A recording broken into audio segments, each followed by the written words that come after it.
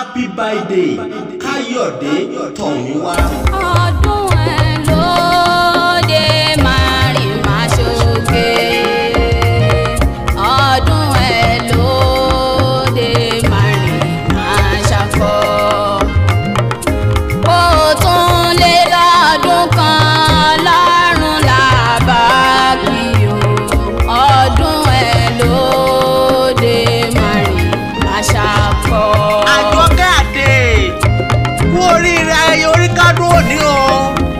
ó yẹ kó o gbé pa ọpẹ́ kọrin ọpẹ́ f'Ẹlẹ́dùmarè torí pé ká tó lè kàn sí ọpẹ́ Ọlọ́run ọba ni kì í ṣe mímọ̀ ọ́n ṣe kì í ṣe owó kì í ṣọlá kì í ṣe kò.